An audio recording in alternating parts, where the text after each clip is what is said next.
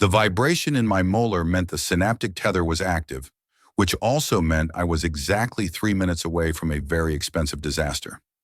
I shoved my way through a crowd of beings that looked like 7-foot-tall porcelain dolls dressed in starlight. The Araxian nobility didn't walk. They drifted, their long, multi-jointed limbs moving with a synchronized grace that made my human clumsiness feel like a crime against aesthetics. "Out of the way, coming through official business," I muttered, though it was useless. Without a resonance filter at maximum volume, my voice was just low-frequency static to them. I gripped the metallic canister tighter against my chest. It was cold, vibrating with a rhythmic hum that matched the beating of my own stressed heart. "Elias, your biological readings suggest you're about to vomit or suffer a cardiac event," a voice crackled in my ear. It was Vex, my repurposed logistics drone, currently hovering 20 meters above the hall in disguise as a decorative light fixture. "I would prefer you did not die in a ceremonial hall. The paperwork for returning a courier's corpse to ether drift is legendary." "Pipe down, Vex," I grunted, sidestepping a noble whose headpiece was literally a contained miniature nebula. "Where is the drop-off point? My scanner is bouncing signals like a rubber ball in a gravity well." "The destination is the high altar," Vex replied, his voice dripping with synthesized sarcasm. "It appears you have accidentally crashed the most significant political wedding of the decade. I recommend you look professional, though that uniform has seen better decades." I looked down at my grease-stained jacket. It was the cleanest thing I owned, but standing here in the twilight needle, it looked like a rag. The needle was a masterpiece of architectural insanity, a crystalline spire lolung between the burning day side of Calyptos and the frozen night side. The interior was lit by the amber glow of the planet's atmosphere, shifting through patterns that were probably musically significant to the Araxian ears. The hall was silent to my ears, but I knew it was roaring with ultrasonic music. At the far end of the hall, on a platform of floating obsidian, stood the crown princess Seraphina. She was draped in robes of woven silver filaments that seemed to react to her every breath. Beside her stood a male of the Vultan house, looking every bit the predatory conqueror. This was the alliance that was supposed to save the system, and here I was, a guy who usually delivered medical supplies to mining colonies, running toward them with a canister that was 90 seconds away from a delivery window expiration. If I missed the window, I lost the commission. If I lost the commission, the debt collectors back at Sector 9 would start looking at my internal organs as viable currency. I hit a wall of security guards. They weren't Araxian. They were mercenaries from the Riftward territories, heavy-set, four-armed brutes in powered armor. They leveled their shock pikes at my chest. "Delivery for Coordinator Valis," I panted, holding up my scanner like a holy relic. "Premium rate. Guaranteed timing. Signature required." One of the mercenaries looked at me like I was a cockroach that had just asked for a seat at the table. "This is a restricted ceremony, human. Turn around or get vented." "Look, pal, I don't care if they're getting married or summoning a demon," I snapped, my adrenaline finally overriding my common sense. "I have a contract. Ether drift doesn't miss windows. Get me valise or sign it yourself." The mercenary's grip on his pike tightened. I saw the sparks beginning to dance along the tip. I was about to become a very charred courier when the silence of the hall was broken by a sound I could actually hear. A bell?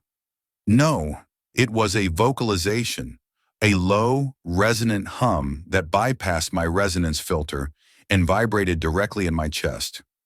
The princess had turned. Her eyes were like liquid amber, vast and terrifyingly intelligent. She looked past the mercenaries, past the noble houses, and locked on to me. It wasn't the look of a royal being annoyed by a commoner. It was the look of a drowning person seeing a life raft made of junkwood. "Let him pass," her voice carried across the hall in perfect, unaccented English. The mercenaries froze. The nobility began to murmur, a sound like dry leaves skittering over glass. I didn't wait for them to change their minds. I ducked under a pike and jogged toward the obsidian platform, my boots clattering against the crystalline floor with a sound that felt like sacrilege. I reached the base of the steps, gasping for air. The princess was only 5 meters away now. Up close, she looked exhausted. Not the kind of exhaustion you get from a long day of work, but the soul-deep weariness of someone who had spent years playing a game where every move could be fatal. Your Highness, I said, trying to remember the protocol training I'd slept through 5 years ago. Package for Coordinator Valis. Synaptic signature required. The Voltan prince beside her stepped forward, his face twisting into a sneer. This is an insult. A courier interrupting the binding? Guards, remove this filth.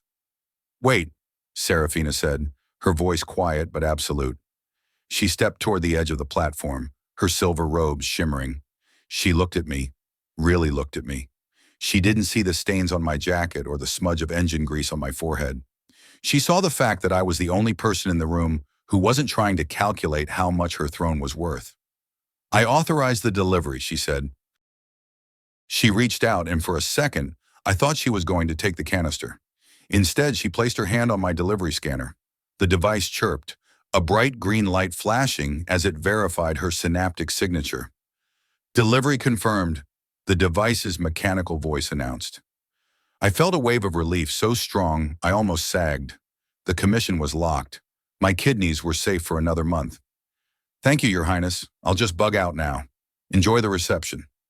I turned to leave, but her voice stopped me. Tell me, courier, what is your name? Elias Thorne, ma'am. Just a driver. Elias Thorne, she repeated, and there was a strange weight to the way she said it. She turned back to the assembled crowd, her gaze sweeping over the silent nobles and the furious prince. I invoke the traditional privilege of the newly bonded. I choose my cavalier for the reception festivities. She pointed a slender, silver-clad finger directly at me. I choose Elias Thorne. The hall didn't just go quiet, it felt like the air had been sucked out of the room. I looked at Vex, who was now hovering just above my shoulder. Elias, I believe you have just been promoted, Vex whispered. Though based on the prince's facial expression, your life expectancy has just dropped to approximately 20 minutes. I looked at the princess. She was watching me, a tiny, desperate flick of her ears suggesting she was waiting for me to run. I looked at the prince, who looked like he was imagining my head on a pike. Then I thought about my rent, my empty fuel tanks, and the fact that I was already here. Well, I said, looking up at the platform, I hope the compensation reflects the risk. I'm not really a formal attire kind of guy. The uniform is fine, Serafina said, and for a split second, I saw a ghost of a smile. Just stand beside me, look appropriately perplexed, and do not let anyone touch my drink. Can you manage that? I've delivered fragile glass to earthquake zones, Your Highness. I can handle a few drinks. The reception hall made the ceremony room look like a budget storage locker. It was a vast circular chamber that hung over the edge of the twilight spire, giving a panoramic view of the literal end of the world. To the left, the sky was a screaming orange inferno where the sun never set. To the right, a deep, bruised violet that faded into the infinite black of the night side.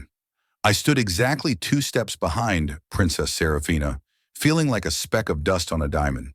They had given me a ceremonial sash to wear over my courier jacket. It was made of some smart fabric that hummed against my ribs, and it didn't do much to hide the fact that I was wearing cargo pants to the most important party in the sector. Elias, stop fidgeting, Vex's voice buzzed in my ear. You are projecting the aura of a man who is about to rob the buffet. Try to look more like a mysterious guardian and less like a lost delivery driver. I'm a lost delivery driver, Vex. That's the whole point, I whispered, barely moving my lips. I reached out and took a glass of something blue and effervescent from a passing silver tray, handing it to Serafina as she finished a conversation with a noble whose ears were vibrating at a frequency that suggested he was lying through his teeth. She took the glass without looking at me, but her fingers brushed mine for a fraction of a second. Thank you, Cavalier, she said, her resonance filter translating her low hum into a melody of cool iron. You're welcome, Your Highness, I replied. By the way, the guy you were just talking to, he's got a twitch in his left ocular secondary. In my line of work, that means he's trying to hide a surcharge or he's about to hijack the shipment. Serafina took a sip of her drink, her gaze remaining fixed on the crowd. That was the High Archon of House Voltan. He is technically my uncle by marriage. And yes, he is almost certainly lying about everything. Then why talk to him? Because in this court, silence is an admission of defeat, she murmured. They speak in shadows and ultrasonic layers. I needed someone who exists outside the shadows, someone who only sees what is in front of him. I see a lot of people who want to kill me for being in your shadow, I observed. The prince has been staring at the back of my head for the last hour. If looks could vent a ship, I'd be drifting in the void by now. Prince Kalen is frustrated, she said, and I could hear the satisfaction in her voice. He expected to use the Cavalier position to install one of his own spies. By choosing you, I have created a vacuum in his intelligence network. He cannot remove you without violating the binding law, which is 3,000 years old.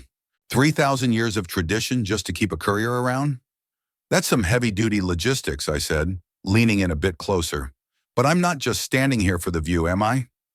You didn't pick me because I'm a looker. She turned her head slightly, her amber eyes catching the light of the dying sun.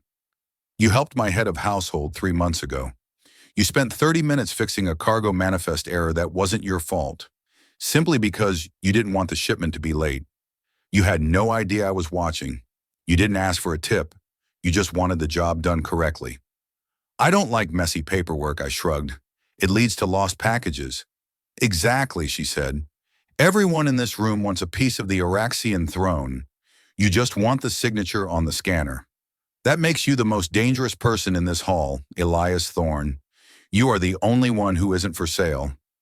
I wouldn't say I'm not for sale, I muttered. My rates are quite competitive.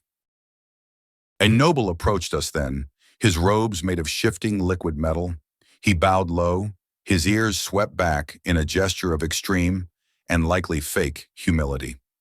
Cavalier Thorne, he said in halting English, a most unexpected addition to our ranks. I am Lord Valerius of the Riftward Trade Guild.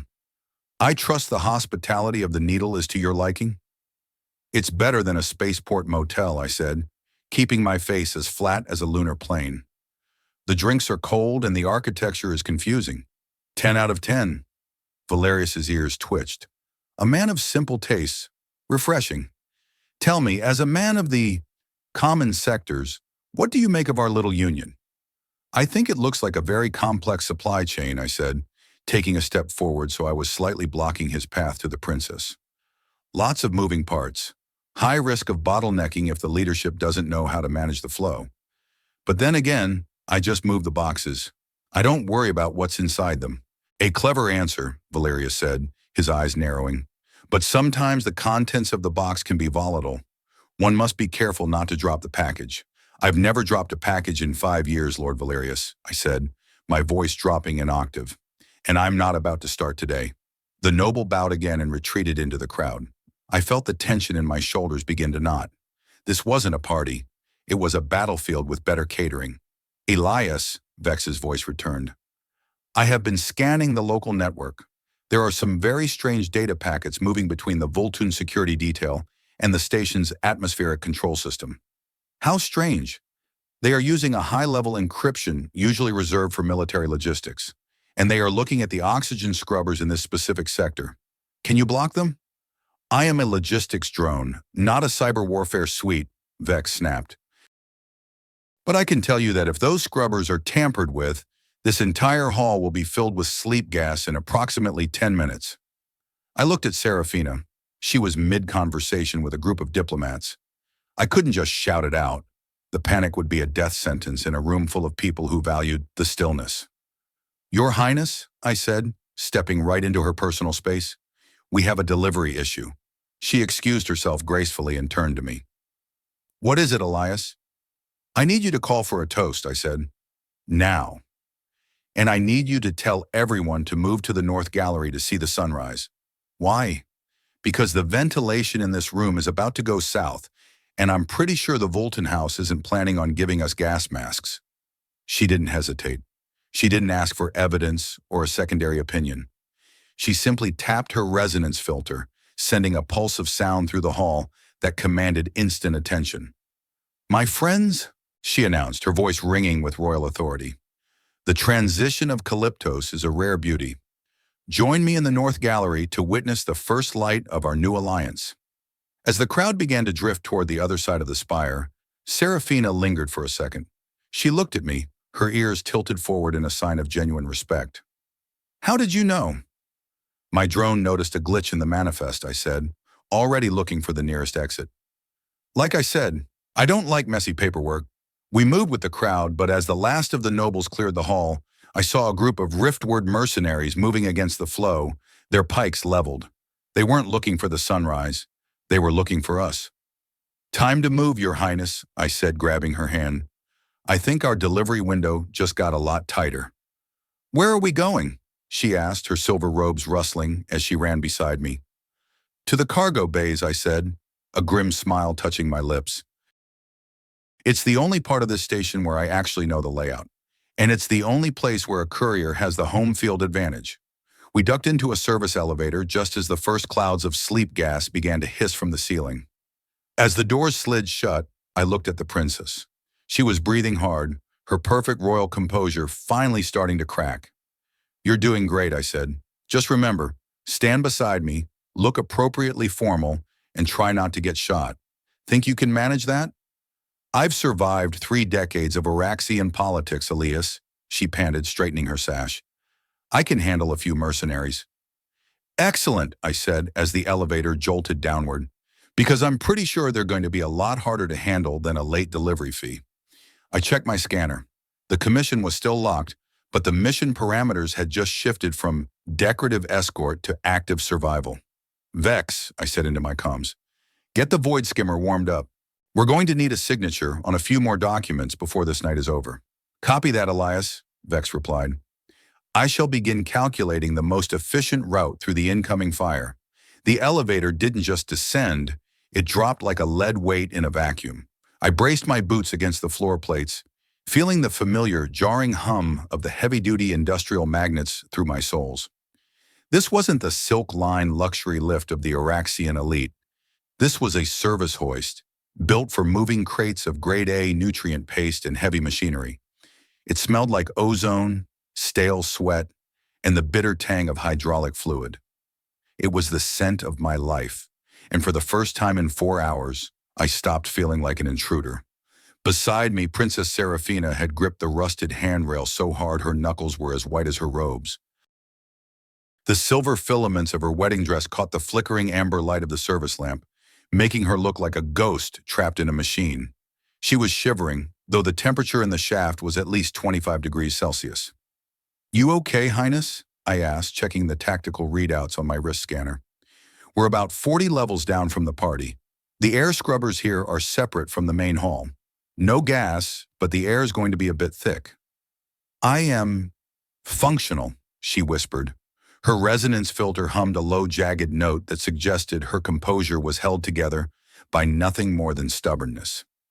"My people do not often visit the gut." "The gut," I repeated, a dry chuckle escaping my throat. "That's what you call the logistics level?" "Seems appropriate. It's where all the actual work happens." "Elias," Vex's voice crackled through my earpiece, sounding clearer now that we were away from the Oraxian ultrasonic jamming field. "The lift is being tracked. Someone in security just realized the Cavalier didn't stay for the sleep gas. They are overriding the manual locks. You have approximately 2 minutes before this box becomes a coffin." "Can you stall them?" I whispered into my collar. "I am currently rerouting the power to the emergency brakes," the drone replied. "It will be noisy. I suggest you hold on to something that isn't made of glass." A second later, a screeching sound tore through the shaft as the emergency clamps slammed against the guide rails. The elevator lurched, throwing Serafina against me. I caught her, my arms wrapped around the cold silver of her robes, feeling the frantic thud of her heart. We hung there, suspended in the dark, 30 meters above the cargo floor. "We need to bug out," I said, looking up at the ceiling hatch. "This hoist is a sitting duck." "How?" she asked, her amber eyes wide in the dim light. "We are in the middle of a void shaft." I reached into the hidden pocket of my courier jacket and pulled out a magnetized climbing line.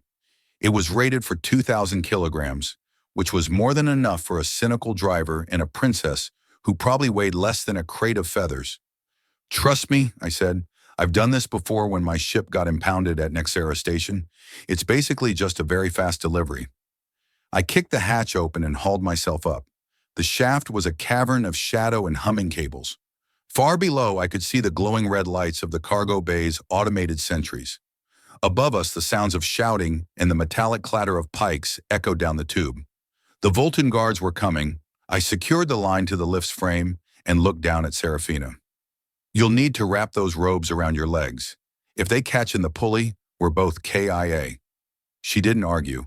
She tore a long strip of the starlight fabric and tied it around her waist with the efficiency of a soldier.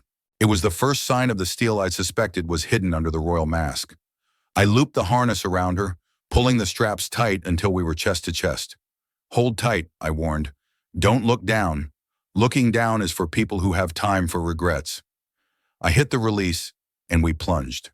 The friction of the line through the descender sent sparks flying past our faces. Serafina buried her face in my shoulder, her fingers digging into my jacket. We blurred past the service levels, the floors flashing by like frames in a corrupted data stream. 10 floors, 20 floors. I squeezed the brake lever, the smell of burning composite filling the air, and we swung onto a maintenance catwalk just as the lift above us exploded into a ball of white-hot plasma. The shock wave rattled the catwalk, and for a second I thought the whole structure was going to collapse into the gut. I hauled Serafina onto the metal grating, both of us gasping for breath as the heat from the explosion washed over us. They are quite serious about their divorce proceedings, she panted, her hair falling in dark tangles over her face. They're serious about the box, I said, unhooking the line. The canister I delivered. It's the key to something, isn't it? She leaned against the railing, her chest heaving. It's a core key for the station's navigation grid. If House Voltan controls the needle's position, they control the trade routes between the three suns. My marriage was supposed to be a joint security agreement. Instead, it was a Trojan horse. So they used a human courier to sneak the key past the Araxian bioscanners, I realized, the bitterness in my mouth tasting worse than the ozone.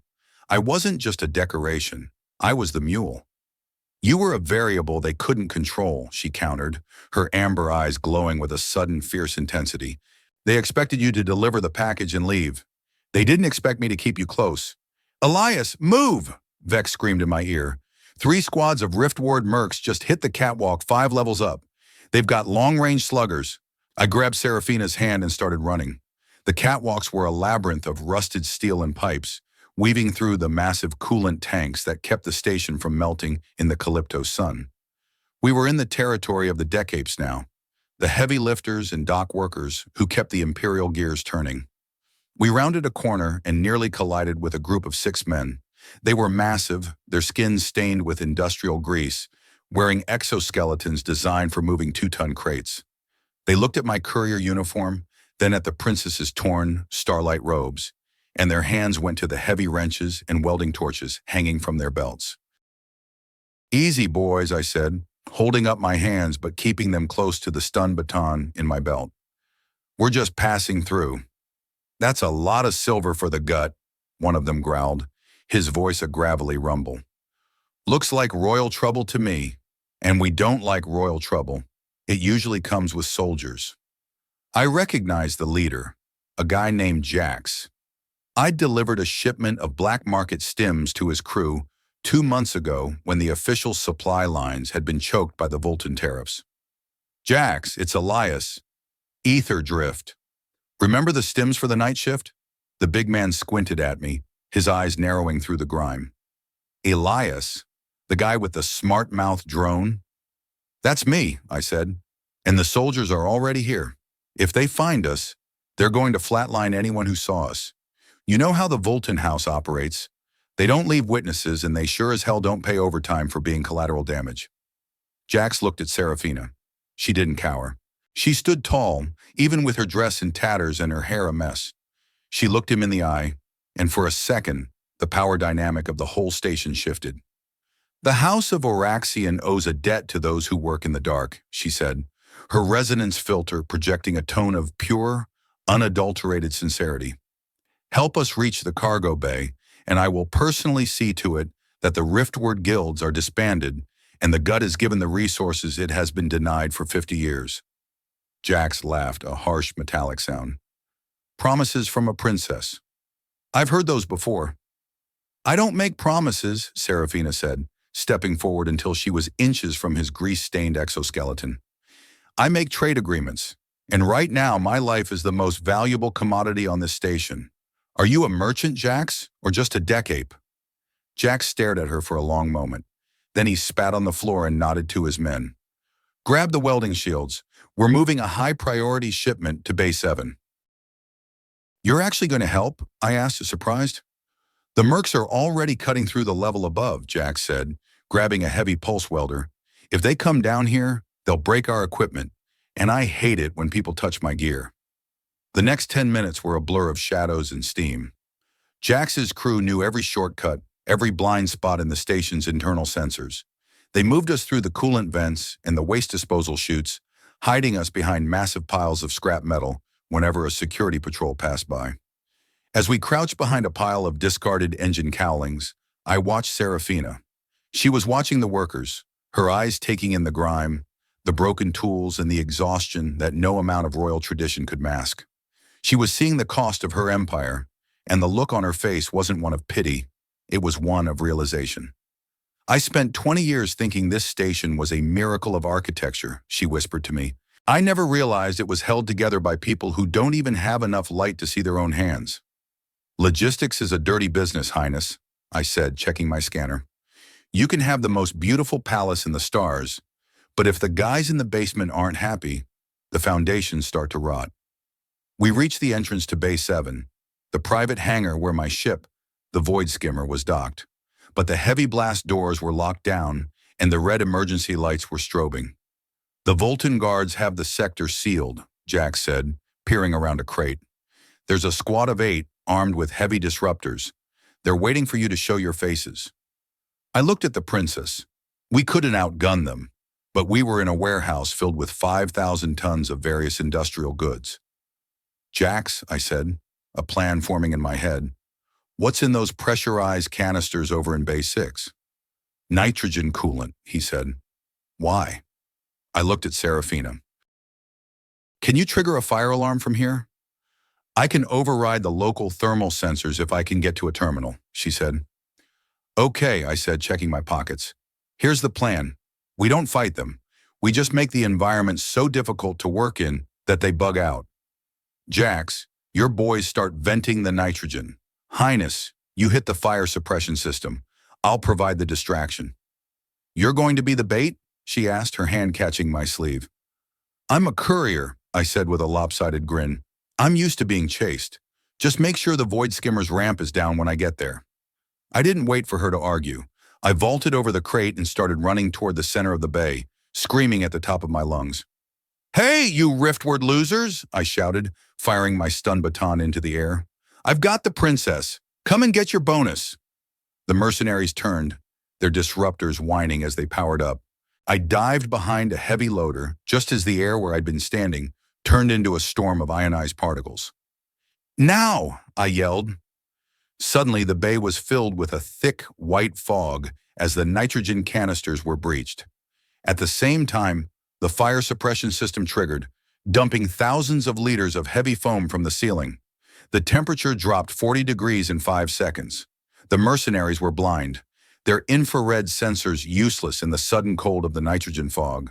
They started firing wildly, the bolts of energy lighting up the mist like lightning in a cloud. I scrambled through the foam, guided by Vex's tactical pings in my ear. Elias, 10 meters to your left. There is a stack of shipping pallets. Climb them. I hauled myself up, my hands nearly frozen from the cold, and looked down. I could see the mercenaries stumbling around in the fog, coughing as the nitrogen thinned the oxygen in the room. They were retreating toward the main doors, their discipline shattered by the environmental chaos. I reached the Void Skimmer just as the ramp hissed open. Serafina was standing there, her robes covered in fire-suppressant foam, looking like the most beautiful disaster I'd ever seen. Get in, she shouted. I scrambled up the ramp and Jax's crew gave me a thumbs up from the shadows of the warehouse before disappearing back into the gut. The ramp slammed shut and I collapsed into the pilot's seat, my lungs burning from the cold. "Vex, get us out of here," I wheezed. "Maximum thrust. I don't care about the station's speed limits." "Initiating takeoff sequence," the drone replied. "I should mention that the Vulcan Joy is currently orbiting the needle. Our chances of a clean exit are approximately 12%. "I'll take those odds," I said, gripping the flight controls. "It's better than the 0% chance we had 10 minutes ago." I looked at Serafina, who had buckled herself into the co-pilot's seat. She was staring at the station as we pulled away, watching the crystalline spire grow smaller against the orange glow of the sun. "You did it," she said softly. "You saved the shipment." I looked at the delivery scanner sitting on the console. The signature was there, but the job felt far from over. "I didn't save the shipment, Highness," I said, pushing the throttles forward. "I just changed the destination." The void skimmer groaned as we hit the atmospheric transition layer, the hull plating vibrating with a frequency that made my teeth ache. Outside the cockpit, the amber clouds of Calyptos were being replaced by the cold, indifferent stars of the Krios system. I kept my eyes on the sensors, watching for the telltale heat signatures of the Vulcan interceptors. "Elias, we are being ghosted," Vex reported, his holographic avatar flickering on the dashboard. "Two light attack craft are hanging in our blind spot, using the station's own radiation trail to hide. They will be within firing range in 3 minutes." "Can we jump?" I asked, my hands dancing over the power management console. "The quantum fold engine is still cycling from the last delivery," Vex said. "I need 4 minutes to stabilize the core. We are exactly 1 minute short of a happy ending." I looked at Serafina. She was staring at the tactical display, her brow furrowed in concentration. She wasn't the exhausted bride anymore. She was a strategist looking at a losing board. "They won't fire on this ship," she said suddenly. Her voice was steady, almost clinical. "Why not?" I asked, bank-turning the ship to put a small moon between us and the needle. "They just tried to gas us and then blow up an elevator. I'm pretty sure gentle isn't in their mission statement." "They want the key," she said, pointing to the canister I'd tossed onto the floor. "If they destroy the ship, the key is lost in the void. They need to board us. They will try to disable our engines first." "Great," I muttered. "So instead of being vaporized, we're just going to be hunted by a boarding party. That's much better for my stress levels." "Elias, look at the sensor feed," Serafina said, her finger tracing a series of blinking lights on the edge of the screen. "Those aren't just Vulcan ships. Those are House Tamman signatures." "Tamman? Your husband's family?" She nodded, her expression hardening. "They aren't just coordinating with the Vulcan rebels. They are leading them. This isn't a civil war. It's a merger. They're planning to consolidate all the trade guilds under a single authority. My marriage was the distraction to keep my father's advisors from seeing the movements in the outer sectors. If they pull this off, they control every calorie and every liter of fuel in the system," I said, the scale of the conspiracy finally clicking into place. "It's a monopoly backed by a ham joy, and they're using my father's own logistics network to do it," she added. "Look at the routing patterns.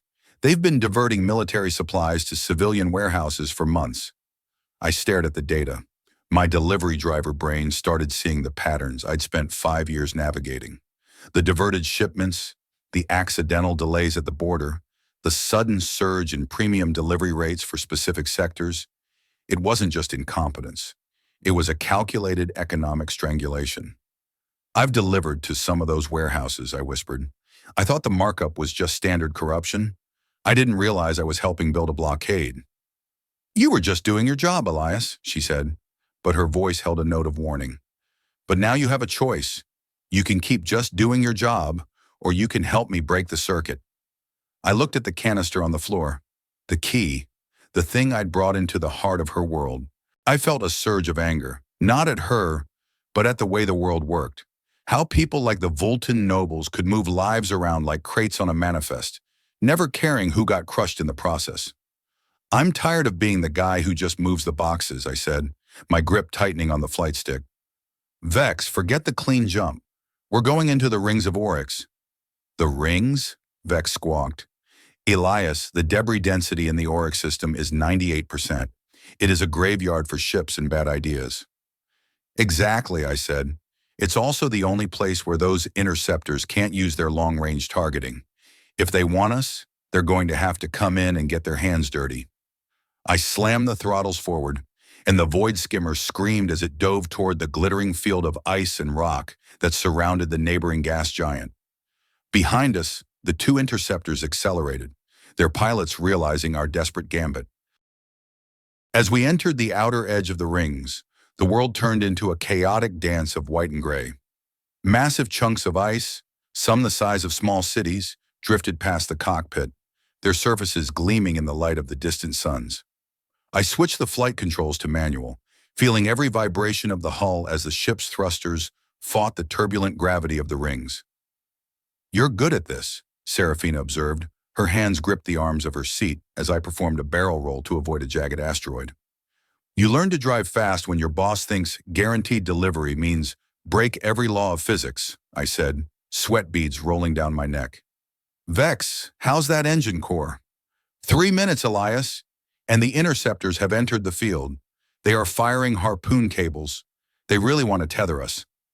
I saw the first cable streak past the canopy, a metallic spear trailing a glowing energy line. If they caught us, they'd drag us out of the debris field and board us in open space. "I need a distraction," I shouted. "Highness, is there anything in that royal key that can send a feedback loop to their sensors?" "It's an encrypted navigation core," she said, kneeling by the canister and pulling up a holographic interface. "If I can bridge the connection to your ship's comms array, I can broadcast a false distress signal that mimics a core breach. It might blind their proximity sensors for a few seconds." "Do it," I said. "Vex, give her access to the back end." The drone didn't even argue. For the next 60 seconds, the cockpit was filled with the sound of rapid typing and the hum of the navigation core. I focused on the ice, weaving the void skimmer through narrow gaps in the debris, my heart hammering against my ribs like a trapped bird. "I've got the bridge," Serafina yelled. "Broadcasting in 3, 2, 1. Suddenly, the sensor display on the dashboard turned into a wall of white noise. Outside, I saw the two interceptors veer away, their automated navigation system screaming as they tried to process the fake core breach data. For a few glorious seconds, we were ghosts in the machine. But the Voltan pilots were professionals. They realized the trick almost immediately and corrected their course. But the delay had given us the opening we needed. "Elias, the quantum fold is ready," Vex screamed. "Punch it," I yelled. I slammed the jump drive, and the world stretched into a blur of neon light. The rings of Oryx vanished, replaced by the silent, shimmering void of slip space. The ship groaned, the inertial dampeners struggling to keep up with the sudden shift in reality. And then everything went quiet. We were safe, for now. I leaned back in the pilot's seat, my hands trembling as the adrenaline began to fade. Beside me, Serafina let out a long, shaky breath. She looked down at her hands, which were still stained with foam and grease, and then she looked at me. "Why did you do it?" she asked softly. "Do what?" "Risk your life for a job that was already finished. You had the signature, you had the commission. You could have left me at the station and taken your ship." I looked out at the shifting colors of slip space. I thought about the deck apes in the gut, about the way Jax had looked at her with a mix of suspicion and hope. I thought about the 5 years I'd spent just trying to survive, moving from one delivery to the next, never looking at what was inside the boxes. "I spent a long time being a guy who didn't care about anything but the credits," I said, my voice low. "I thought it made me smart. I thought it kept me safe. But then I saw you standing there in that hall, surrounded by people who were ready to sell your life for a few more marks of influence, and I realized that if I didn't do something, I was just as bad as they were. I was just the guy moving the coffin into place." She reached out and placed her hand over mine. Her skin was warm, a sharp contrast to the cold metal of the cockpit. "You're not just a driver, Elias Thorne. You're a man who sees the patterns. And right now, those patterns are the only thing that can save my people." I looked at our hands, my grease-stained fingers under her royal silver. It was a dynamic that shouldn't have existed, a bridge between two worlds that were never meant to touch. "So, what's the next stop on the road, Highness?" I asked, a hint of my old sarcasm returning. "I should warn you, my overnight rates for interstellar revolutions are pretty steep." She smiled. a real, genuine smile that reached her amber eyes. "We're going to Sector 7. I have some merchants and technicians who have been waiting for someone like you to show them how to break a monopoly." "Sector 7, I said, nodding to Vex. "That's a long haul. We're going to need more fuel and some seriously good coffee." "I shall begin the calculations," Vex said, his holographic avatar doing a little dance. "I should also mention that the compensation for this delivery is likely to be unprecedented." "I don't care about the compensation anymore, Vex," I said, and for the first time in my life, I actually meant it. "I just want to make sure this package gets where it's supposed to go." As the void skimmer hurtled through the void, I realized that I'd finally found a delivery that didn't need a signature. I'd found a purpose. And in a world as corrupt as Krios, that was the most valuable thing a man could carry. We sat in silence for a while, the hum of the engine the only sound in the cockpit. I watched the stars, thinking about the long road ahead. We had an empire to fight, a ham joy to outrun, and a system to fix. But for the first time in 31 years, I wasn't just moving. I was heading somewhere. "Elias?" Serafina said, breaking the silence. "Yeah? Thank you for being exactly what I needed. Professionally perplexed and completely unconcerned with court politics." "I'm still perplexed, Highness," I said, leaning back and closing my eyes. "But I'm starting to get the hang of it." The ship flew on, a tiny spark of integrity in the dark, heading toward a future that was no longer written on a manifest. We were two people who had been sold as commodities, now working together to become something more. It was the most difficult delivery of my career, but as I looked at the princess beside me, I knew it was the only one that mattered. The slip space tunnel began to shimmer, indicating we were nearing our exit point. I sat up, checking the sensors one last time. We were coming out near the asteroid belt of Sector 7, a lawless, gritty region filled with independent miners and smugglers. It was the perfect place to start a fire. "Buckle up, Highness," I said, my hand on the exit lever. "Things are about to get a lot more interesting." "I am ready, Elias," she said, her voice filled with a newfound strength. "Let us show them what happens when the boxes start fighting back." I slammed the lever, and we dropped out of the void, the stars of Sector 7 exploding into view. The fight was just beginning, but for the first time, I felt like I was exactly where I was supposed to be. No more just doing the job. It was time to change the rules. The transition out of slip space felt like being shoved through a keyhole by a giant's thumb. 1 second, the universe was a smear of iridescent light. The next, it was the cold, jagged reality of the Sector 7 asteroid belt. We dropped out near a cluster of rocks the size of small continents, their surfaces scarred by centuries of mining and the relentless bombardment of micrometeoroids. The void skimmer's sensors screamed as they tried to map the thousands of drifting obstacles. This wasn't the clean, managed void of the inner systems. This was the rusty crown, a lawless graveyard of industry where the gravity wells were unpredictable, and the air was always recycled one too many times. "Sit rep, Vex," I grunted, rubbing the pressure ache in my temples. My eyes felt like someone had rubbed them with lunar dust. "We have successfully avoided the Voltan long-range sensors, for now," the drone replied, its holographic form flickering with static. "However, the ship's heat signature is currently glowing like a supernova in a dark room. I recommend we find a hole and pull the covers over our heads." I looked over at Serafina.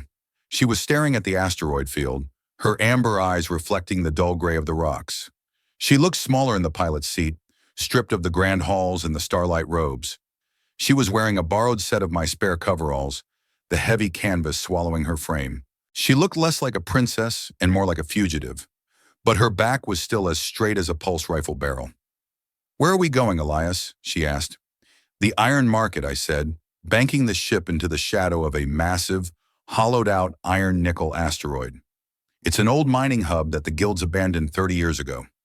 Now it's run by the Shadow Manifest, independent logisticians, smugglers, and anyone else who's tired of paying the Voltan House a 70% protection tax. "Do you trust them?" "I trust them to be greedy," I said, flicking a series of toggles to dampen our thruster output. "And in this sector, greed is the only thing you can actually count on. They won't hand us over to your husband's family for free, but they'll certainly listen to a better offer." The iron market appeared out of the darkness like a rusted mechanical tumor on the side of the asteroid. It was a chaotic sprawl of docking bays, pressurized bubbles, and tethered cargo containers. Dim, flickering lights marked the landing zones, and I could see the silhouettes of dozen different ship types, none of them legal. I brought the void skimmer in low, weaving through the jagged debris until we reached a concealed hangar, marked with a faded ether drift logo. The blast doors hissed open, and we drifted into the pressurized bay. As the atmosphere filled the room, the silence of the void was replaced by the distant, rhythmic thud of industrial machinery. "Welcome to the Gut's older, meaner brother," I said, unbuckling my harness. We climbed down the ramp, our boots clanging against the metal grating. The air here tasted of ozone and burnt oil, but there was something else. The smell of thousands of people packed into a space meant for hundreds. A woman stood at the base of the ramp, her arms crossed over a chest plate made of scavenged alloy. She had a scar that ran from her left temple to her jaw, and her eyes were the color of cold flint. "Mina," I said, offering a tired nod. "Elias," she replied, her voice a low rasp. "Word on the comm says you fragged a royal wedding and bugged out with the prize. I didn't think you had the stones for that kind of heat."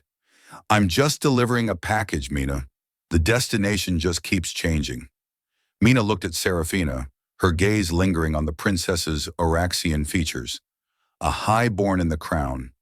That's a lot of heat, Elias.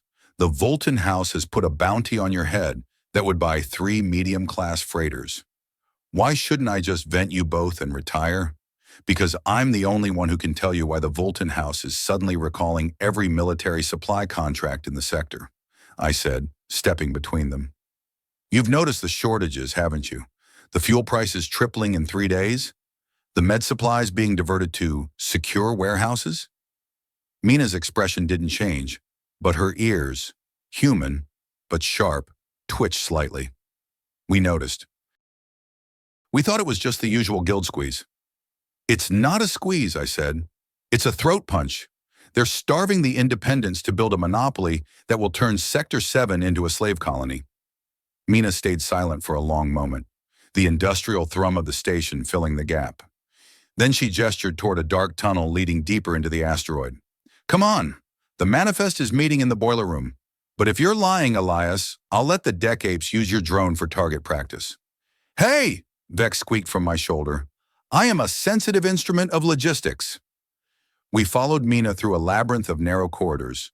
The walls were weeping condensation, and the people we passed, miners, grease monkeys, and void rats, watched us with hungry, suspicious eyes. Serafina kept her gaze forward, but I could feel the tension radiating off her. This wasn't the noble stillness she was used to. This was the quiet of a predator waiting for a mistake. The boiler room was actually a massive 3-story chamber filled with humming processors and tangled cables. A dozen people were gathered around a flickering holographic table, arguing in 3 different languages and at least 5 different types of street slang. "Pipe down," Mina shouted, her voice cutting through the noise like a disruptor bolt. "We've got guests." The room went silent. A man at the head of the table, his skin the color of old parchment, and his hands replaced by gleaming cybernetic manipulators, looked up. Elias Thorne, the man who broke the needle. "And I assume this is the Lady Orax?" "I am Serafina," she said, her voice carrying that effortless royal authority that made the room feel even smaller. "And I am not a guest. I am an ally, provided you are willing to fight for your own survival." The old man laughed, a dry, rattling sound. "Fight?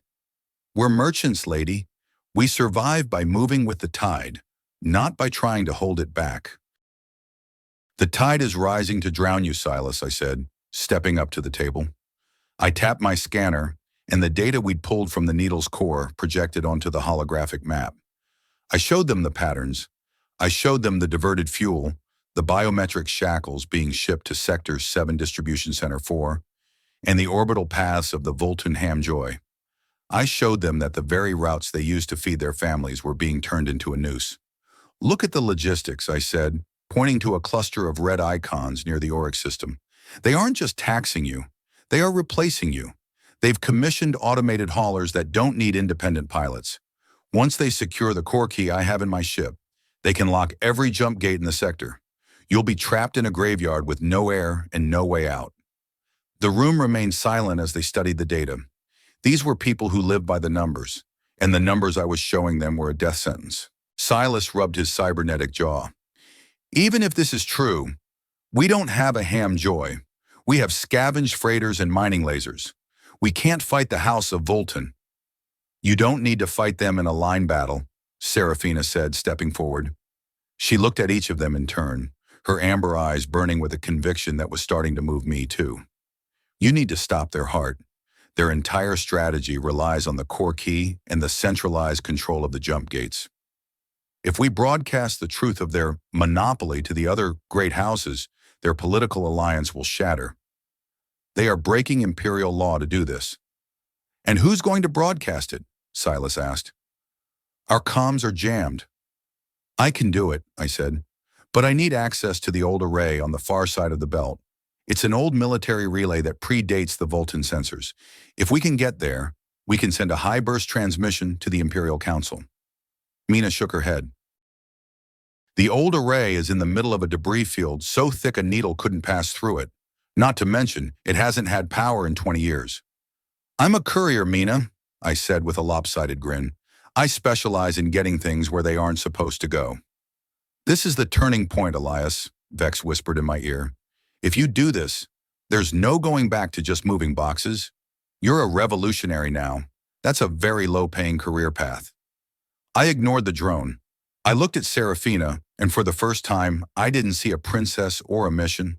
I saw a person who was willing to lose everything to do what was right. And I realized that my own neutrality was just a fancy word for being too scared to care. I've spent 5 years looking at the world as a series of delivery windows, I said to the room. I thought that if I stayed neutral, I stayed safe. But neutrality in the face of this kind of corruption is just a slow way to die. I'm done being a spectator. Serafina reached out and gripped my hand. Her touch was steady, grounding me. Thank you, Elias. Mina spat on the floor and pulled a heavy pulse rifle from under the table. Fine. If the driver is willing to fly into a debris field, the least we can do is keep the mercs off his back. But I want double the normal fuel allowance if we survive this, lady. Granted, Serafina said. But the moment was shattered by a sudden, bone-shaking explosion. The iron market rocked, and the screaming of emergency sirens filled the air. Elias! Vex shouted. The Volton ham joy! They didn't follow us. They were already here. They must have had an echo ping on the void skimmer's hull. They didn't just find us, I said, looking at the ceiling as dust rained down. They're venting the bay. They're trying to flush us out. Silas stood up, his cybernetic hands whirring. Get to the ships. Mina, take the princess through the service tunnels. Elias, if you don't reach that array, none of this matters. I grabbed Serafina's arm, but she pulled back. No, Elias. I'm going with Mina. I need to rally the other sectors from the local comms hub while you make the long-range jump. It's too dangerous, I shouted over the roar of another explosion. She looked at me and there was no fear in her eyes, only a fierce, burning purpose. This is my people, Elias. My responsibility. You do your job. I'll do mine. She leaned in and kissed me, not a royal gesture, but a desperate human one. Then she turned and followed Mina into the shadows of the tunnel. I stood there for a second, the taste of her still on my lips, before Vex's voice snapped me back. Elias, we have 3 minutes before the hangar is hard vacuumed. Move! I ran through the crumbling corridors of the iron market, dodging falling debris and the panicked crowds. I reached the void skimmer just as the emergency blast doors were beginning to buckle under the pressure of the outside void. I vaulted onto the ramp, my heart hammering against my ribs. I'd spent my whole life avoiding this kind of weight, this kind of responsibility, and now I was carrying the fate of an entire sector on my shoulders. Vex, get the engines hot, I screamed as I hit the pilot's seat. We're going to the old array. Already on it, Elias. But I should warn you, the Volton interceptors are already in the belt. They're hunting for a courier.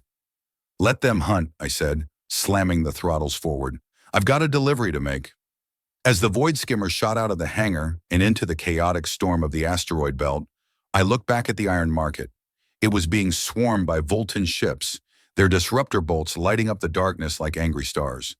The cost of this fight was already being measured in lives. I'd seen a miner catch a bolt in the hallway, a guy who was just trying to get home to his kids. He didn't make it. He was KIA before he even knew what was happening. The weight of it almost crushed me. This wasn't a game. It wasn't a mission with a clear payout. It was a choice. And as I dove into the thickest part of the debris field, I knew that even if I didn't survive, I'd finally stop being a speck of dust. I was a variable, and the Voltan house was about to find out how hard a variable can hit. The debris field around the old array was less of a field and more of a churning meat grinder of frozen rock and twisted metal. It was a graveyard of old mining drones and derelict freighters held together by a chaotic web of static electricity and shifting gravitational pockets. Elias, the hull integrity is down to 85%. Vex yelled over the sound of ice pellets peppering the ship like machine gun fire. If we take one more hit from a Class 3 rock, we're going to be breathing vacuum. Keep the shields focused on the prow, I shouted back, my hands white-knuckled on the flight stick. I was flying by instinct now, weaving the void skimmer through gaps that weren't there a second ago. I was using every trick I'd learned in 5 years of dodging guild patrols and skip trace hunters. Behind us, 2 Voltan interceptors were trying to follow. They were faster than me and better armed, but their pilots weren't used to the gritty reality of the Crown. They were flying by the book, their automated systems trying to calculate the debris paths. I was flying by the seat of my pants, reacting to the vibrations in the hull before the sensors even registered a threat. One of the interceptors got too close. I saw him on the rear view, his nose cannons glowing as he prepared to fire. I didn't wait. I slammed the reverse thrusters, a maneuver that nearly tore the engines off their mounts, and the void skimmer jerked backward. The Voltan pilot, unable to compensate, flew right past me and slammed into a drifting coolant tank. The explosion was a silent, brilliant bloom of fire in the void, followed by the jagged shards of the ship joining the debris field. One down, I muttered, my sweat-soaked hair sticking to my forehead. Elias, look. Vex pointed a holographic finger at the center of the field. The old array was a massive, skeletal structure that looked more like a spider web made of girders than a piece of technology. It was tethered to the core of a dead moonlet, its long antennae reaching out into the dark like frozen limbs. It was silent, dark, and beautiful in a terrifying way. I brought the void skimmer in close, searching for a docking port that hadn't been crushed by 30 years of neglect. There, I said, pointing to a small maintenance hatch on the primary spine. Vex, I need you to stay with the ship. If those mercs come back, you punch the jump drive and get out of here. And leave you behind? The drone asked, his voice sounding uncharacteristically small. Elias, that is against every protocol in my subroutines. Consider it a premium delivery instruction, Vex. Just do it. I grabbed my toolkit and a heavy disruptor pistol, the one I'd taken from a Voltan guard back at the Needle, and cycled through the airlock. The transition to zero gravity was always a jarring reminder of how fragile a human body is. I kicked off from the ship and drifted toward the hatch, my umbilical line trailing behind me like a silver umbilical cord. The interior of the array was a tomb of dust and cold. My flashlight beam cut through the darkness, illuminating walls of ancient circuitry and frozen conduits. I pulled myself along the handrails, my breath echoing in my helmet. I reached the primary control hub, a circular room filled with massive glass-encased processors. It was cold enough to crack bone. I found the emergency power interface and started stripping the wires, my fingers trembling in the heavy gloves. Come on, you piece of junk, I hissed. Just give me one burst. I bypassed the primary breakers and slaved my ship's power core to the array's transmitters. The void skimmer groaned as its energy was siphoned away, its lights flickering and dying. For a moment, everything was dark. Then with a low, bone-deep hum, the array began to wake up. Green lights flickered across the consoles, and the massive antennae outside began to rotate, their rusted gears screaming in the silence. I've got power, I yelled into the comms. Vex, start the upload. Uploading the Needle's data now, Elias. But we have a problem. The second interceptor is back, and he's brought friends. 4 more signatures just dropped out of warp at the edge of the belt. I looked at the progress bar on the console. 40%. It was moving too slow. The data was massive. Thousands of hours of encrypted logs, financial records, and military orders. It was the proof the galaxy needed, but it was taking its sweet time to get there. "Elias, they're targeting the array," Vex screamed. "If they hit the primary transmitter, the signal will be lost." I looked at the disruptor pistol in my hand. Then I looked at the power conduits running through the floor. I wasn't a soldier, I was a driver. But right now, the only way to protect the signal was to give the Voltan pilots a reason to focus on me instead of the antennae. Vex vent the void skimmer's remaining fuel into the debris field behind the ship. "What? That's suicide! We won't be able to jump. Just do it, and set it to ignite on my signal." I scrambled back toward the hatch, my heart pounding in my ears. I reached the exterior of the array just as the first Voltan ship began its strafing run. The disruptor bolt slammed into the skeletal frame of the array, the vibration nearly shaking me loose from the handrail. I aimed my pistol at the cloud of vented fuel, a shimmering mist of volatile hydrocarbons drifting between me and the interceptors. "Come on, you bastards," I whispered. "Look at the shiny light." The lead interceptor dove toward the array, its cannons glowing. I pulled the trigger. The spark from the disruptor bolt hit the fuel cloud, and the void exploded. A wall of fire, fueled by the ship's concentrated plasma-grade propellant, roared through the debris field. It wasn't a normal fire. It was a localized supernova that blinded the interceptor's sensors and fried their delicate electronics. The lead ship, blinded and caught in the sudden thermal expansion, spun out of control and smashed into a drifting asteroid. "Elias, 60%, Vex shouted. "The transmission is holding." But the fire was dying, and the remaining 3 ships were already correcting their course. They were angry now. They weren't trying to capture the key anymore. They were trying to erase the mistake. I was stuck on the outside of the array, my umbilical line severed by the blast. I was drifting in the void, 3,000 kilometers from the nearest planet, with nothing but a half-empty pistol and a dying ship. I looked toward the iron market, hidden somewhere in the distant belt. I thought about Serafina. Was she safe? Was she rallying the people? Or was she trapped in a crumbling tunnel? The fear for her was a sharp physical pain in my chest, more intense than the cold of the void. I'd spent my whole life being afraid of getting attached, thinking that if I didn't care, I couldn't be hurt. But standing here, facing death in the dark, I realized that the pain of caring was the only thing that made me feel alive. The cost of neutrality was a hollow soul. The cost of integrity was this. And I realized with a clarity that surprised me that it was a fair trade. A bolt of energy hissed past my helmet, the heat of it singeing the fabric of my suit. The interceptors were closing in for the kill. Elias, 75%. Vex's voice was fading now, the interference from the battle drowning him out. I can't hold the ship much longer. They're targeting the engines." "It's okay, Vex," I whispered, though I knew he couldn't hear me. "You did good." I closed my eyes, waiting for the end. I'd made the delivery. The data was out there. Even if I didn't see the finish line, I'd run the race.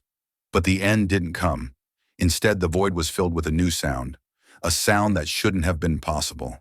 It was a roar of thousands of low-frequency engines, vibrating through the very fabric of space. I opened my eyes and saw a sight that took what little breath I had left. It was the Shadow Manifest. Hundreds of them. Mining haulers, rusted freighters, and tiny single-seat scouts. They were pouring out of the asteroid belt like a swarm of angry hornets. At the head of the formation was a massive, scarred ore carrier, Mina's ship. And standing on the bridge, her image broadcast on a wide-beam transmission that bypassed every Voltan jammer, was Serafina. To every independent pilot in Sector 7, her voice boomed through my helmet, clear and resonant. "The House of Voltan has declared you obsolete. They have declared you slaves. But today we declare that Sector 7 belongs to those who bleed for it." The mining haulers didn't have disruptors. They didn't have shields. But they had industrial-grade lasers used for cracking open iron core asteroids. And they had the numbers. The 3 Vulcan interceptors, caught between the array and the oncoming swarm, didn't stand a chance. 100 mining lasers focused on them simultaneously, the concentrated heat melting their hulls in seconds. "Elias!" Vex's voice was back, screaming with digital joy. 90%! 95! Complete! The data is broadcast. Every house in the Empire just received the proof." I felt a laugh bubble up in my chest, a raw, hysterical sound that echoed in my helmet. We did it. We actually did it. A small scout ship detached from the swarm and drifted toward me. I saw Mina in the cockpit, her flinty eyes looking a little less cold. She maneuvered the ship until I could grab the docking rail. "You're a mess, Thorne," her voice crackled over the short-range comms. "I told you that drone was a bad influence." "I'll take it as a compliment, Mina," I panted, hauling myself into the airlock. "Where's the princess?" "She's leading the charge on the Vulcan supply depot," Mina said, her grin visible through her helmet. "She's got a real knack for inciting a riot. I think she's found her calling." I collapsed onto the floor of the airlock, the oxygen filling my suit. I was exhausted, battered, and my ship was a smoking ruin. I'd lost everything I'd worked 5 years to build. My reputation as a neutral driver was dead. My bank account was probably seized. I was a wanted man in half the galaxy. But as I looked at the stars of Sector 7, I didn't feel like a loser. For the first time in my life, I felt like I was exactly where I was supposed to be. I wasn't just a driver anymore. I was part of something bigger. I was a person who chose to stand up when it would have been easier to stay down. The humanistic theme I'd been avoiding, the idea that our choices define us more than our circumstances, had been tested in the cold dark of the void, and I'd passed. I'd learned that the only thing more dangerous than a corrupt empire was a person who had found something worth dying for. We flew toward the Vulcan depot, the swarm of independent ships following us like a trail of hope. The war was far from over. The Vulcan and Taman houses would strike back with everything they had. But the monopoly was broken. The truth was out. And the people of Sector 7 were no longer alone. And neither was I. As we approached the supply depot, I saw the void skimmer being towed by 2 mining haulers. It looked like junk, but Vex was still blinking his lights at me, a digital thumbs up in the dark. "Elias," the drone whispered, "your biological readings are interesting. You appear to be experiencing a high level of endorphins despite having 0 credits and a destroyed ship." "Yeah, Vex," I said, watching the distant fires of the revolution. "It's called being a person. You should try it sometime."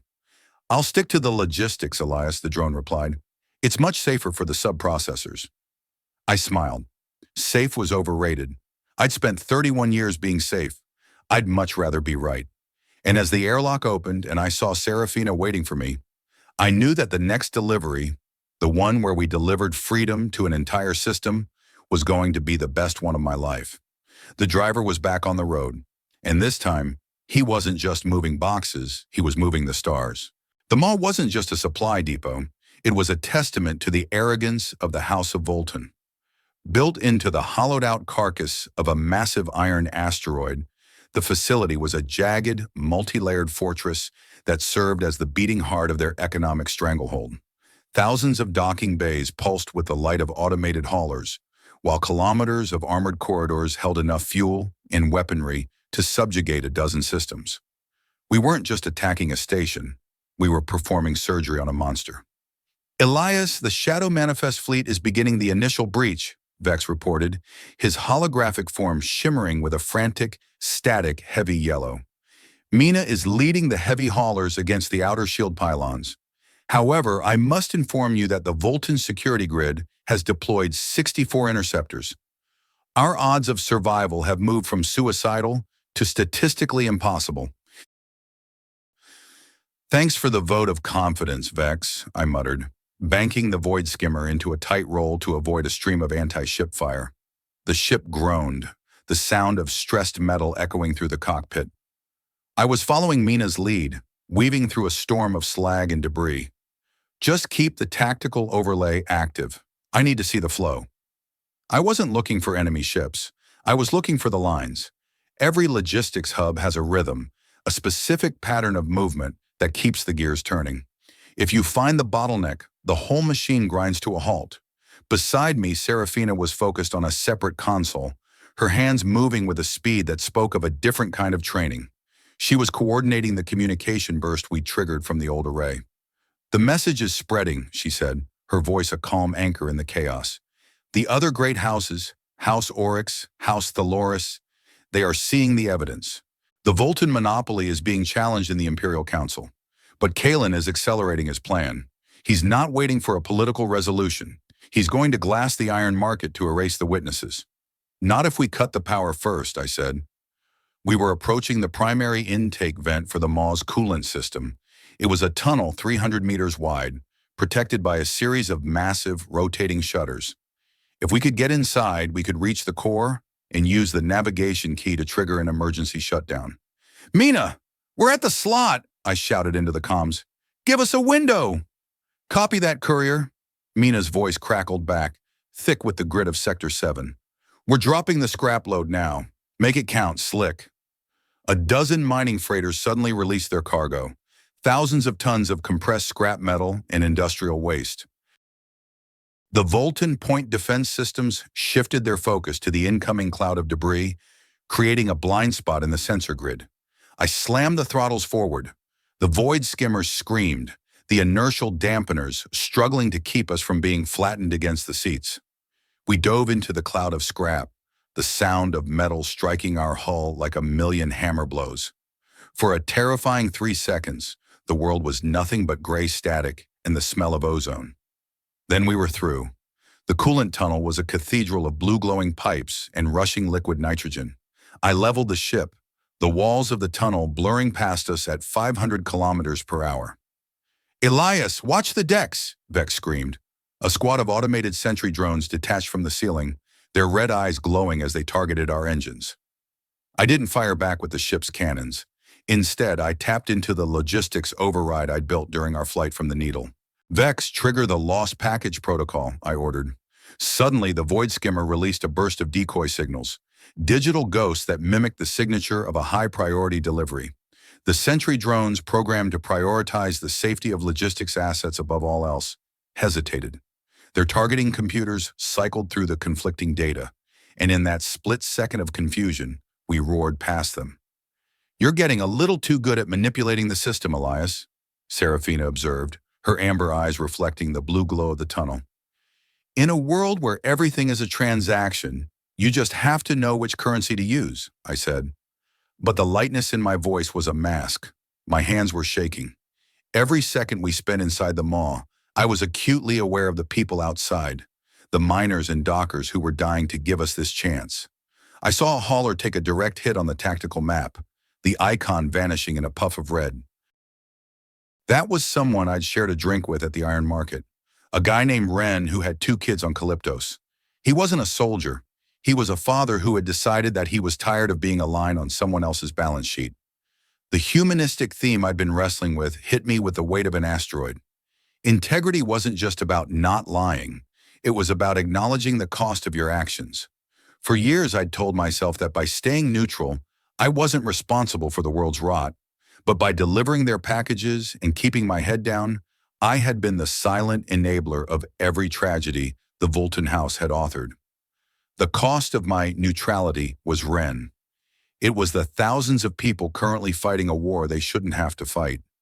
We reached the primary core chamber, a cavernous space dominated by a pulsating golden orb of energy. This was the heart of the Voltan power. "The core is protected by a synaptic firewall," Serafina said, unbuckling her harness and moving toward the canister, holding the key. "I have to interface directly. It will take at least 5 minutes to bypass the encryption." "We don't have 5 minutes," I said, checking the rear sensors. Kalen's personal guard just entered the tunnel. 12 elite interceptors. They aren't confused by decoy signals. "Then you'll have to hold them off," she said, looking at me with a steady, unwavering trust that made my heart ache. "Elias, if we don't do this, the purge will be complete by midnight. Sector 7 will be a ghost town."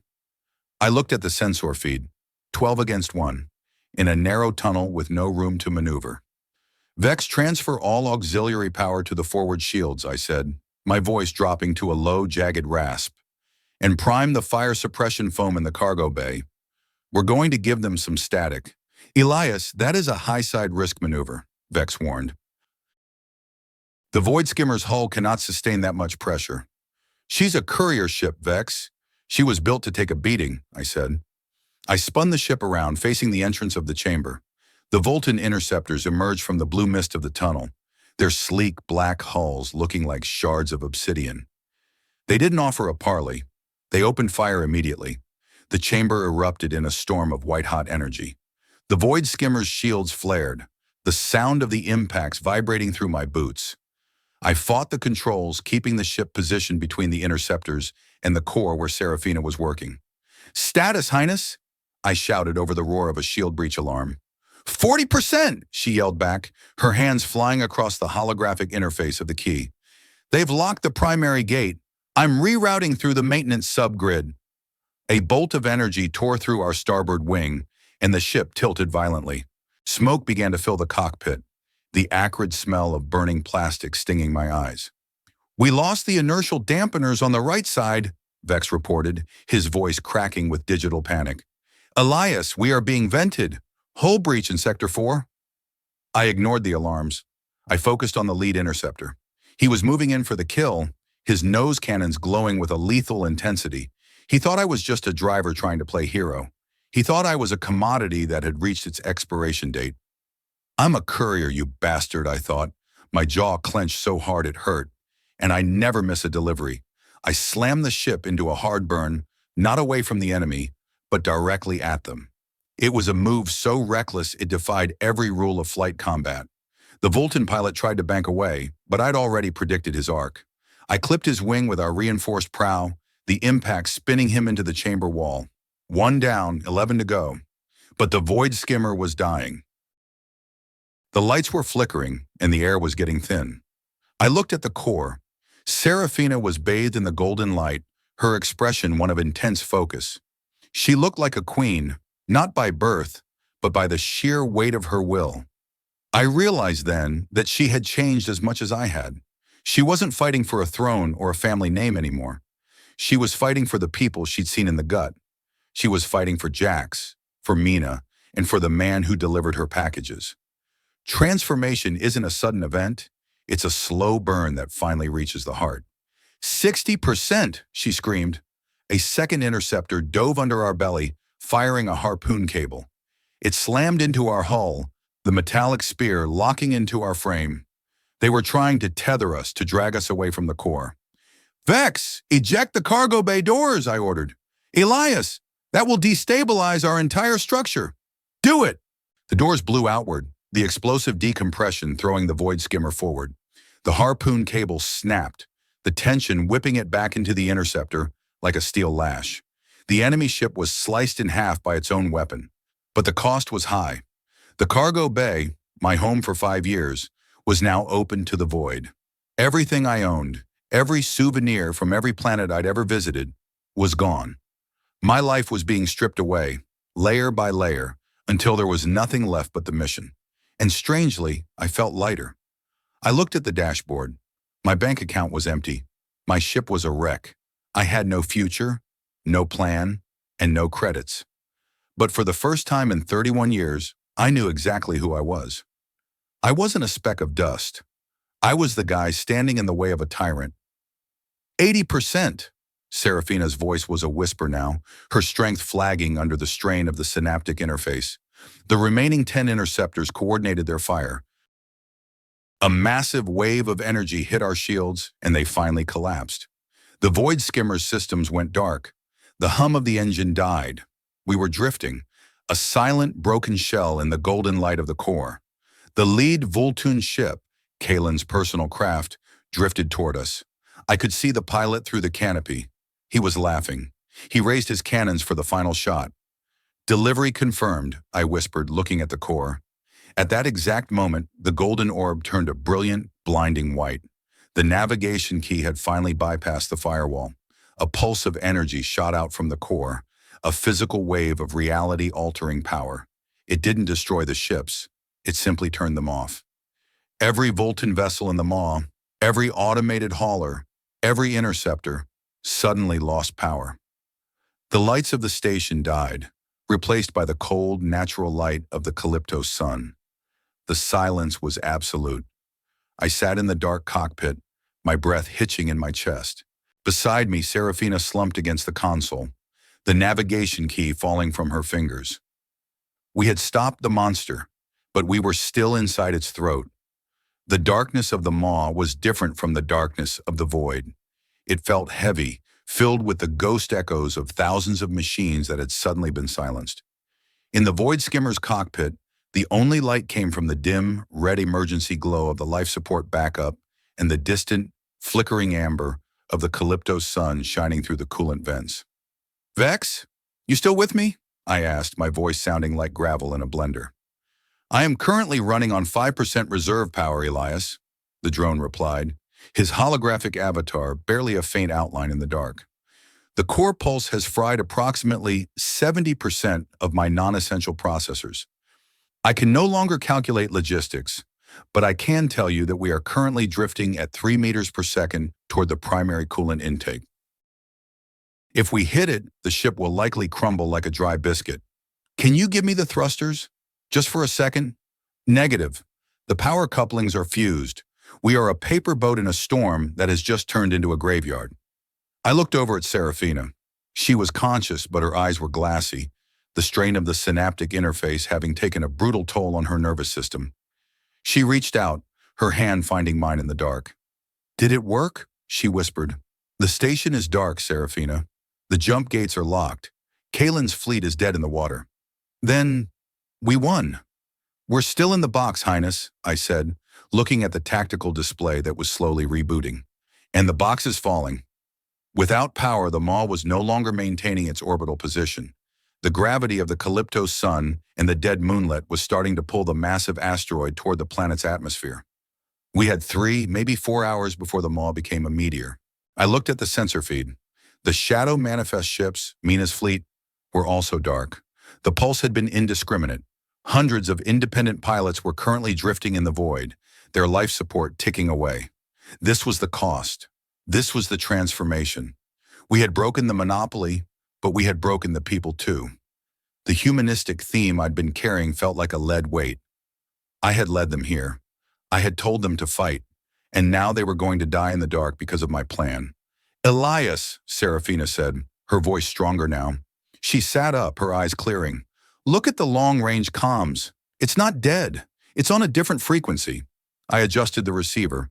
A signal was cutting through the static. A high-frequency burst from the outer rim. It wasn't Araxian, and it wasn't Voltan. "This is the peacekeeper fleet of the Imperial Council," a voice boomed, deep, cold, and immensely powerful. "We have received the transmission from the old array. Under the Treaty of the Three Suns, the House of Voltan is hereby placed under emergency receivership. All combatants are ordered to stand down. We are deploying rescue shuttles to all drifting vessels." I felt a surge of relief so strong I almost vomited. The council had actually listened. The truth had worked. But then the sensor board lit up with a new, terrifying signature. A single ship was moving. It was Kalen's personal interceptor. It hadn't been fried. "How is he still powered?" I shouted. "His ship is a Voltan prototype," Vex said, his voice flickering. "It uses an organic biocore. It doesn't rely on the station's power grid. And Elias, he's not heading for the peacekeepers." I looked at the screen. The interceptor was moving toward the primary oxygen farm of the maw. "He's going to vent the station," Serafina said, her face turning pale. "If he destroys the oxygen farm, the rescue shuttles won't get there in time. He's going to kill everyone on the station as a final act of spite. Thousands of people. The workers in the gut, the miners, Jax, Mina." Kalen didn't care about the monopoly anymore. He cared about the win. And for him, the win meant that if he couldn't have the system, nobody could. I looked at the Void Skimmer's console. I had no thrusters, no shields, no weapons. I was a passenger in a dead ship. "Elias, what are you doing?" Serafina asked. I was reaching under the pilot's seat, pulling out the emergency manual override kit. It was a crude mechanical system designed for one thing: a one-time high-pressure release of the ship's remaining fuel cells. It was called a burnout. It would give the ship a massive burst of speed, but it would also destroy the engines and likely set the cockpit on fire. "I'm making a delivery," I said. "Elias, you can't. The ship won't survive a burnout in this condition." "I know," I said, turning to look at her. I'd spent my whole life being a slick driver, the guy who always found the exit, the guy who never got caught. But as I looked at her, I realized that the slick guy was dead. He died back at the Needle when a princess asked him to be her cavalier. The man who was left was Elias Thorne, a guy who finally understood that his purpose wasn't to survive, but to matter. "Serafina, get into the escape pod," I said. "No, I'm staying with you." "There's only one pod left, Highness. The other was crushed in the core chamber. You're the one the system needs. You're the one who can make the reform stick. I'm just the guy who moves the boxes." "You are more than that," she shouted, tears blurring her amber eyes. "You are the one who showed me the world." "Then let me show you one last thing," I said, my voice softening. "Let me show you how a courier finishes a route." I didn't wait for her to agree. I activated the pod's remote lock. The floor beneath her chair dropped, and the pod hissed as it prepared to eject. She slammed her hands against the glass, her mouth moving in a scream I couldn't hear. The pod shot out of the hull, a tiny spark of light heading toward the Peacekeeper fleet. I was alone. "Vex, you still there?" "I am here, Elias. But I must inform you, this is a very bad idea." "I know, buddy. Ready the burnout." I gripped the manual levers. Through the canopy, I could see Kalen's interceptor approaching the oxygen farm. He was slow, arrogant, savoring the moment. "I am not a hero," I told myself as I pulled the levers. "I'm just a guy who's tired of people breaking the things I deliver." The void skimmer screamed as the fuel cells ignited. A wall of fire erupted from the rear of the ship, and the acceleration hit me like a physical blow. My vision went black for a second, my ribs cracking under the pressure. We weren't flying, we were a missile. The interceptor turned, its pilot finally noticing the flaming wreck hurtling toward him. He tried to fire, but he was too late. The void skimmer slammed into the interceptor's flank. The explosion was a brilliant, silent bloom of orange and white. I felt the ship disintegrate around me, the heat of the fire consuming the cockpit. I was weightless, drifting through a kaleidoscope of sparks and debris. I closed my eyes. I thought about the wedding. I thought about the blue drinks and the starlight robes. I thought about the way the sun looked over the iron market. I'd made the delivery. The oxygen farm was safe. The rescue shuttles were coming. Transformation is painful. It's the death of the person you were to make room for the person you need to be. As the darkness finally took me, I didn't feel afraid. I felt complete. I was no longer a speck of dust. I was the light that saved the stars. The void was quiet, and for the first time in my life, I was okay with the silence. The first thing I realized was that being dead was surprisingly loud. There was a rhythmic, persistent thumping in my ears, a sound like a distant piston struggling to clear a clogged intake. Then came the smell, not the clean, sterile ozone of a ship's cockpit, but the sharp medicinal tang of an imperial medical bay. It smelled like high-end disinfectant and synthetic skin mesh. I tried to open my eyes, but my eyelids felt like they had been welded shut with industrial slag. Every joint in my body screamed, a choir of agony that suggested my skeleton had been disassembled and put back together by a drunk technician. "Elias, if you are attempting to move, I strongly advise against it," a familiar, flickering voice crackled. "You have approximately 4 broken ribs, a shattered humerus, and enough internal bruising to qualify as a ripe plum. Also, you are currently 80% synthetic bandages." "Vex?" I croaked. My voice sounded like a shovel scraping over dry gravel. How am I not a smear on a Voltan hull?" A small, battered holographic form flickered into view above me. Vex looked terrible. His chassis was scorched, one of his optical sensors was cracked, and his light was a dim, flickering orange. The void skimmer's escape pod docking clamps didn't fully disengage, the drone explained. When you triggered the burnout, the structural failure of the ship caused the pod's reinforced frame to wrap around the pilot's seat like a protective shell. It didn't eject, but it acted as a kinetic buffer.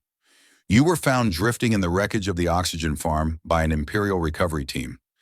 I spent 16 hours screaming at their frequencies until they noticed the life sign.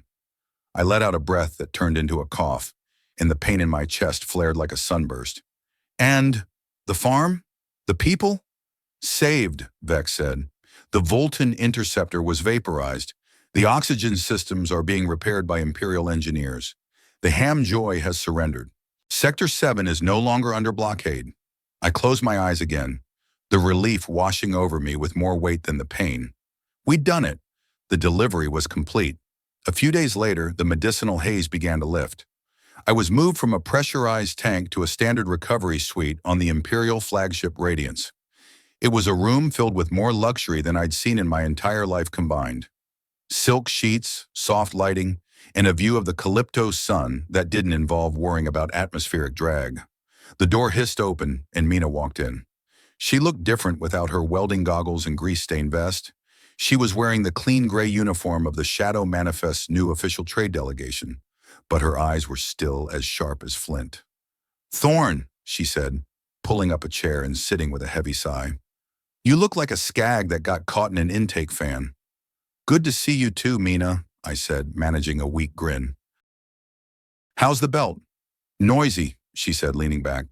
"The Imperial peacekeepers are everywhere, auditing every manifest and checking every credit. But the Voltan brass? They're being hauled off to the core systems in biometric cages. The House of Tammin is trying to play the victim, saying they were manipulated, but the data you broadcast from the old array is burying them. We've got a seat at the table now, Elias. The manifest is being recognized as a legitimate trade authority." "And Jax?" Mina's expression softened, just for a second. "He's back in the gut. He's organizing a union. He says if the royalty wants the station to stay in the sky, they're going to have to pay a living wage and upgrade the air scrubbers. He calls it the Thorne precedent." I felt a lump in my throat. "I just wanted to fix the paperwork, Mina." "Nobody believes that anymore, Slick," she said, standing up. "You showed a lot of people that they don't have to be casualties. You showed them they can be the ones holding the wrench. We lost 52 pilots in the maw. Good people. But because of what you did, the other 10,000 don't have to live in fear of a monopoly. That's a trade I'll take every day of the week." She stopped at the door and looked back. "The princess has been here every day, you know. They won't let her in because of protocol, but she's been sitting in the waiting area for 6 hours a night. You might want to fix that." When the door closed, I stared at the ceiling for a long time. I thought about the 52 pilots, the cost, the weight of it. For 5 years, I'd been a ghost, drifting through the stars, proud of the fact that I didn't owe anyone anything, and no one owed me. I thought that made me free. But as I looked at my scarred hands, I realized that I'd never been more trapped than when I was just surviving. The emptiness of my life was a prison I'd built for myself. By choosing to matter, by choosing to care about the people of Sector 7, I'd finally broken out. The humanistic theme I'd been running from, the idea that our purpose isn't found in what we take from the world, but in what we are willing to risk for it, was no longer a theory. It was a scar on my ribs and a warmth in my chest. An hour later, the door opened again. It didn't hiss. It slid open with a quiet, regal dignity. Serafina stood there. She wasn't wearing starlight robes or borrowed coveralls. She was wearing a deep violet gown of the Araxian High Council, her hair pinned back with simple silver clips. She looked every bit the ruler she was born to be, but when she saw me, the royal mask shattered. She crossed the room in 3 strides and took my hand. Her fingers were warm, and her amber eyes were filled with a light that had nothing to do with the sun outside. "Elias," she whispered. "Hey, Highness," I said, my voice finally steady. "I hear I'm a precedent now." She laughed, a small choke sound that ended in a sob. "You are an idiot, Elias Thorne. A brave, reckless, professionally perplexed idiot." "It's a niche market," I said. She sat on the edge of the bed, her hand never leaving mine. "The council is restructuring. They want to appoint a special envoy to the outer sectors, someone who understands the logistics of the people, not just the politics of the houses." "Sounds like a lot of paperwork," I said. "It is, and a lot of looking perplexed at formal events," she said, her eyes searching mine. But it's a chance to build something that actually functions. A system where the people in the gut are seen as human beings, not just lines on a manifest. I looked out at the stars. I saw the twinkling lights of the rescue shuttles and the distant, glowing ring of the iron market. I thought about the girl who wanted to help her head of household with a delivery tracking system, and the guy who didn't want to be the one moving the coffin into place. "I'm not a politician, Serafina," I said. "I know," she replied. "That's why I need you. I have enough politicians. I need a courier." I looked at our joined hands, the princess and the driver, two variables that had collided in the dark and changed the trajectory of 1,000 worlds. "The destination is freedom, isn't it?" I asked. "It is," she said. "Then I'll take the job," I said. "But Vex gets a hardware upgrade, and I'm not wearing a tuxedo." She smiled, a real radiant smile that made the luxury of the room look dim. "The uniform is fine, Elias. Always has been." 3 months later, the iron market didn't look like a rusted mechanical tumor anymore. It looked like a construction site. Massive scaffolding of gleaming white alloy surrounded the old asteroid, and new pressurized domes were rising like bubbles of hope against the black of the void. I stood on the observation deck of the new administrative hub, wearing a clean dark blue jacket with the silver crest of the Araxian Council on the shoulder. It was the same jacket I'd worn for 5 years, just with a few more patches to cover the disruptor holes and a much better fit. Beside me, Vex was hovering, his new chassis glowing with a polished chrome finish. He had a set of quad-core processors now, and he spent most of his time coordinating the supply lines for the entire sector. "Elias, the shipment of medical supplies from House Oryx has arrived at Docking Bay 12, he reported, his voice now a crisp, high-fidelity baritone. "The trade union has already verified the manifest, no discrepancies, no accidental markups. It appears the system is functioning." "Good work, Vex," I said, leaning my elbows on the railing. "I should also mention that the High Council of Sector 7 has requested your presence at the inaugural ceremony for the new oxygen farm," Vex added. "Princess Serafina is already on her way." "I'll be there," I said. I watched a fleet of independent haulers, the ones with the Shadow Manifest logos, docking at the station. They were moving with a rhythm that was no longer dictated by fear. They were moving with a sense of ownership. I'd spent the last 90 days doing the dirty work of governance. I'd spent 12 hours a day in the gut, listening to Jax and his crew talk about the pressure tolerances of the new pipes. I'd spent nights with Mina, figuring out how to distribute the Voltun reparations to the families of the pilots we'd lost. I'd been a counselor, an auditor, and a mediator. And in all that time, I hadn't once thought about my lost commissions or my empty bank account. Transformation isn't about getting a new title or a better ship. It's about the shift in what keeps you up at night. I used to lie awake worrying about debt collectors. Now I lay awake worrying about whether the children on the moonlets of Oryx had enough heat for the winter. I walked down to the docking bay to meet Serafina. She was stepping off a royal transport, looking tired but energized. We didn't do the formal protocol anymore. I just walked up to her and handed her a cup of the strong, bitter coffee they made in the gut. "Is it still terrible?" she asked, taking a sip and grimacing. "It's the best in the system," I said. We walked through the station together, passing people who no longer lowered their eyes when they saw the Araxian crest. Instead, they nodded or waved or shouted a quick, "Thanks, courier," as we went by. We reached the new oxygen farm, a massive, transparent dome filled with bioluminescent algae that shimmered with a soft, green light. It was a living lung for the station, a symbol of the new life we were building. Jax was there, wearing a clean exoskeleton and a proud grin. He stepped forward and shook my hand, his grip still strong enough to crush a steel pipe. "She's holding steady, Thorne," he said, gesturing to the oxygen levels. "Purity is at 99%. The people are breathing easy." "That's all that matters, Jax," I said. As the ceremony began, I stepped back into the shadows of the machinery, watching Serafina speak to the crowd. She talked about the importance of transparency, the value of every worker, and the future of an alliance built on practical integrity. I felt a tap on my shoulder. It was Vex. "Elias, I have been analyzing the data from the last 3 months, the drone said. "Your stress levels are significantly higher than they were when you were a simple courier. Your sleep cycles are irregular. You have a 64% higher chance of being targeted by political assassins. And, I asked, a smile tugging at my lips, and your overall satisfaction rating, based on your facial microexpressions and vocal tonality, is at an all-time high, Vex said. It appears that having a purpose is biologically beneficial. It's more than that, Vex, I said, looking at Serafina. It's the only way to be real. As the sun of Calyptos began its slow transition into the night side, casting a long golden shadow across the station, I found myself standing alone on the outer walkway. The stars were vast, cold, and beautiful, just as they had always been. But they didn't feel indifferent anymore. They felt like a map of all the places we still had to fix.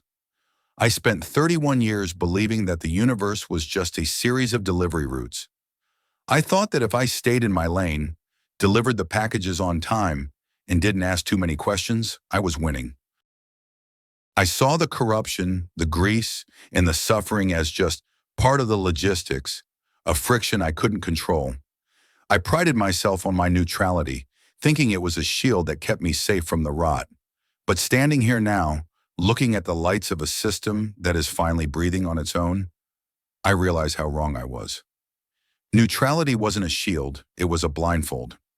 Every time I looked the other way while a noble house squeezed a merchant or a guild starved a colony, I wasn't being smart. I was being an accomplice. I was treating my own humanity as a package I could just choose not to deliver. I've lost my ship, my anonymity, and the simple life I thought I loved. But in exchange, I found something I didn't even know I was missing. I found the weight of my own actions. I've learned that integrity isn't something you have. It's something you do, every single day, in the small choices and the big risks. I'm no longer a speck of dust drifting in the void. I'm a variable. I'm a participant. And for the first time in my life, I'm not just moving through the stars. I'm home. The journey of 1,000 light years always starts with a single signature. But as I look back at the trail of debris and hope we've left behind, I can't help but wonder about the routes you're walking. I spent years carrying the fear of involvement like armor, only to realize it was actually a cage that kept me from living. I wonder, is there a part of your world where you have been playing the role of the silent spectator, thinking it keeps you safe? What would happen if you finally decided to stop just moving the boxes and started looking at what's inside? I looked at the delivery scanner in my hand. It was an old model, scratched and battered, but it still worked. I tapped the screen, clearing the final manifest of the day. I tucked the scanner into my jacket and walked back toward the light of the station, my boots echoing with a steady, purposeful rhythm. The next delivery was already waiting, and for once, I couldn't wait to see where the route would take us.